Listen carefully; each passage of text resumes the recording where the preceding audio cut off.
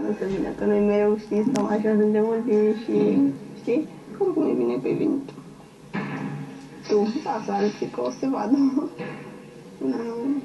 Oricum va plânge și Ionela, că repete unul mai. Ce?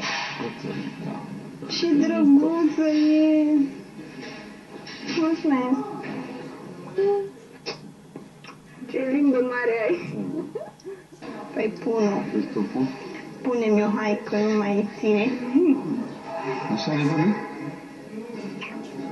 Bau. De ce bau? Așa. E că o să-ți dea mesaj, el nu mai vorbi porcos. Cum trebuie să-mi dezvolt eu?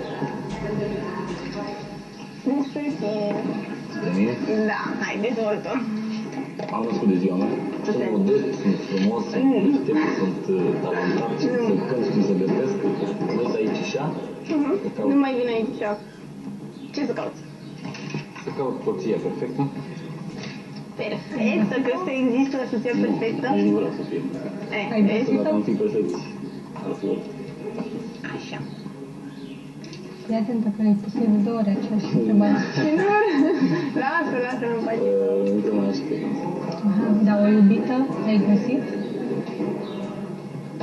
E. Două. Fac două.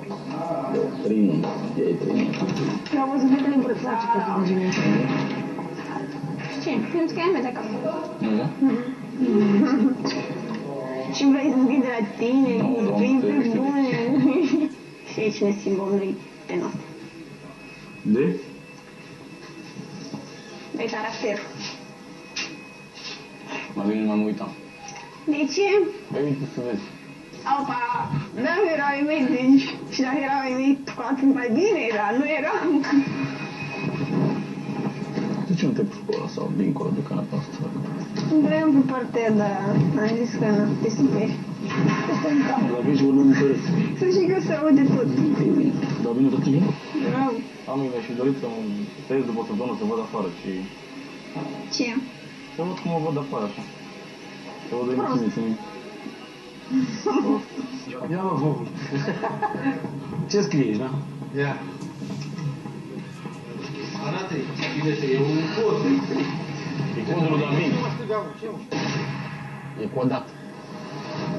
V, R, E, I, S, E, F, I, I, U, B, I, T, A, V, E, A.